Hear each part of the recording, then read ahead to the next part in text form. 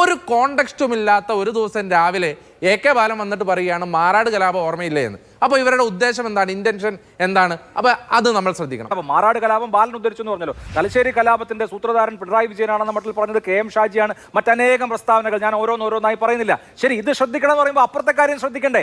ഈ നാട്ടിൽ കോൺഗ്രസ് അധികാരത്തിൽ വന്നാൽ, UDF അധികാരത്തിൽ വന്നാൽ മുസ്ലിം സമുദായത്തെ വേർതിരിച്ച് കാണാത്ത ഒരു സർക്കാർ വരുമെന്നാണ് അദ്ദേഹം ഉദ്ദേശിച്ചത്. അദ്ദേഹം അതാണ് പറഞ്ഞത്. ശ്രീ അബിൻ വർക്കി, സാധാരണ നിലയിൽ UDFന് കോൺഗ്രസിന് സാമൂഹ്യ സംഘടനകളുമായി വലിയ അടുപ്പമാണ് എന്ന് മാത്രമല്ല ഈ സാമുദായിക സംഘടനകളൊക്കെ രാഷ്ട്രീയ പാർട്ടി രൂപീകരിച്ച ഘട്ടത്തിൽ അത് UDFന്റെ അല്ലെങ്കിൽ ഐക്യ കക്ഷികളുടെ സ്വാഭാവിക ഘടകകക്ഷിയായിരുന്നു. എല്ലാ കാലത്തും സാമുദായിക സംഘടനകളുടെ പ്രധാനപ്പെട്ട ഒരു ട്രസ്റ്റ് ബേസ് എന്ന് പറയുന്നത് UDFലോ കോൺഗ്രസിലോ ഒക്കെ ആയിരുന്നു. ഇത് നമ്മൾ ആദ്യമായി അങ്ങനെ അല്ലാതെ കാണുകയാണ്. കേരളത്തിലെ 2 പ്രബല സാമുദായിക സംഘടനകൾ നിങ്ങൾക്കെതിരെ യുദ്ധം പ്രഖ്യാപിക്കുമ്പോൾ അതിനോടുള്ള സമീപനം എന്താണ്? അങ്ങനെ ഒരു സാമുദായിക സംഘടനകൾ ഞങ്ങൾക്കെതിരെ യുദ്ധം പ്രഖ്യാപിച്ചു, പാർട്ടിക്കെതിരെ യുദ്ധം പ്രഖ്യാപിച്ചു എന്നൊന്നും ഞങ്ങൾ കരുതുന്നില്ല. ഒന്ന്, മന്നത്ത് പത്മനാഭൻ്റെ പ്രസ്ഥാനത്തിനും ശങ്കറിൻ്റെ പ്രസ്ഥാനത്തിനും കോൺഗ്രസിനോട് യുദ്ധം ചെയ്യേണ്ടതായിട്ടുള്ള യാതൊരു സാഹചര്യവും ഇന്നുമില്ല എന്നുള്ളത് തന്നെയാണ് ഞങ്ങൾ വിശ്വസിക്കുന്നത്. അതുകൊണ്ട് ആ സാമുദായിക സംഘടനകളുമായി ഞങ്ങൾക്ക് ആർക്കും ഒരു യുദ്ധമില്ല എന്നുള്ളത് ആദ്യമേ പറഞ്ഞു വയ്ക്കാൻ ആഗ്രഹിക്കുക. രണ്ടാമത്തെ കാര്യം, ഈ CPMനെ സംബന്ധിച്ചിടത്തോളം ഇപ്പോൾ ഇത്രയും തിരഞ്ഞെടുപ്പിൻ്റെ അടുക്കൽ വന്ന് നിൽക്കുമ്പോൾ CPM ഏതെങ്കിലും ഒരു ഘട്ടത്തിൽ അവരുടെ സർക്കാരിനെ കുറിച്ച് പറഞ്ഞ് നമ്മൾ ആരും കേൾക്കുന്നില്ല. കാരണം മുഴുവനായി തന്നെ ഈ സമുദായം അല്ലെങ്കിൽ മതം, വർഗീയത, കലാപം എന്നുള്ളതല്ലാതെ CPMൻ്റെ ഭാഗത്തു നിന്ന്, നേതാക്കന്മാരുടെ ഭാഗത്തു നിന്ന് ഈ അടുത്ത കാലഘട്ടത്തിൽ ഒരു പ്രസ്താവന ഉണ്ടായതായി നമ്മളാരും കരുതുന്നുമില്ല.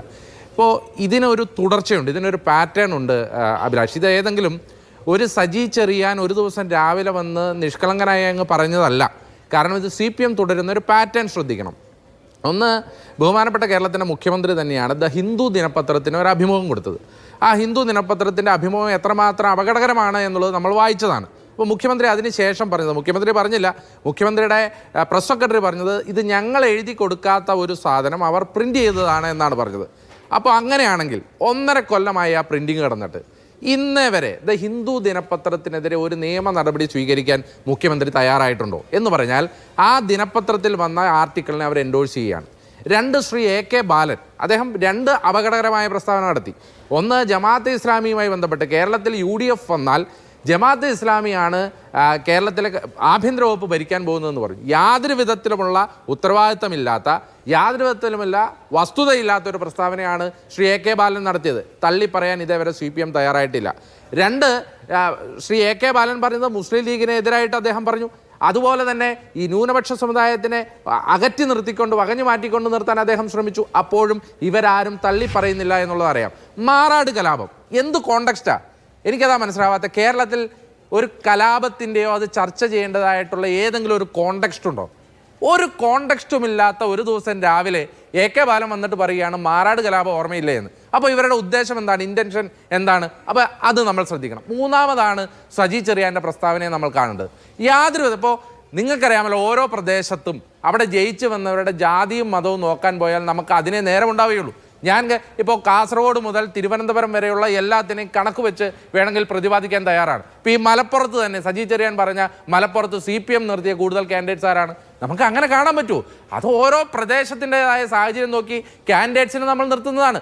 അതിൽ പോലും ഒരു ആളുടെ പേര് നോക്കി അവിടെ വർഗീയത കാണുന്നത് അതേ നരേന്ദ്രമോദിയുടെ വർഗീയതയാണ്, വേഷം നോക്കി വർഗീയത കാണുന്ന. അപ്പോൾ ഇതിനൊരു പാറ്റേൺ ഉണ്ട്. ഈ പാറ്റേണിൻ്റെ ഉദ്ദേശം എന്ന് പറഞ്ഞാൽ കേരളത്തിൽ ഒരു ഭൂരിപക്ഷ വർഗീയത ഉണ്ടാക്കി, RSSനേക്കാൾ മുകളിൽ ഭൂരിപക്ഷ വർഗീയത ഉണ്ടാക്കി ഭൂരിപക്ഷ പ്രീണനം നടത്തുക എന്നുള്ളതാണ്. ശരി, ഈ പറഞ്ഞ 3 പ്രസ്താവനകൾ ശ്രദ്ധിച്ചു, ചർച്ച ചെയ്തു.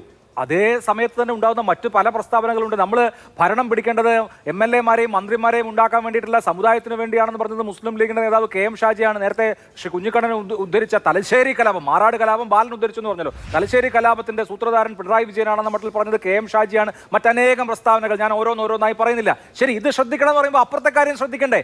ഇപ്പോൾ CPMന്റെ മറ്റു നേതാക്കൾ തള്ളി പറഞ്ഞോ എന്ന് ചോദിക്കുന്നത് പോലെ ലീഗിന്റെ നേതാക്കളെ കോൺഗ്രസ് തള്ളി പറഞ്ഞോ? ഇല്ലല്ലോ. ഈ പരാമർശങ്ങളെ തള്ളി പറഞ്ഞോ? ഇല്ലല്ലോ. അതായത് KM ഷാജി നടത്തിയ പ്രസ്താവന എന്തായിരുന്നു? KM ഷാജി നടത്തിയ പ്രസ്താവന അന്ന് ഈ പറയുന്ന മുഖ്യമന്ത്രി ഉൾപ്പെടെയുള്ള ആളുകൾ മുസ്ലിം വിഭാഗത്തിനെ വേർതിരിച്ച് കണ്ടുകൊണ്ട് അല്ലെങ്കിൽ മുസ്ലിം വിഭാഗം മറ്റെന്തോ വലിയ കുഴപ്പക്കാരാണെന്ന് ചിത്രീകരിക്കാൻ ശ്രമിക്കുമ്പോഴാണ് ഈ നാട്ടിൽ കോൺഗ്രസ് അധികാരത്തിൽ വന്നാൽ, UDF അധികാരത്തിൽ വന്നാൽ മുസ്ലിം സമുദായത്തെ വേർതിരിച്ച് കാണാത്ത ഒരു സർക്കാർ വരുമെന്നാണ് അദ്ദേഹം ഉദ്ദേശിച്ചത്. അദ്ദേഹം അതാണ് പറഞ്ഞത്. ഞാനും അത് പറയുന്നു. ഒരു വിഭാഗത്തെ മാത്രം മാറ്റി നിർത്തുന്ന ഒരു സർക്കാരായിരിക്കില്ല കോൺഗ്രസിന്റെ സർക്കാർ.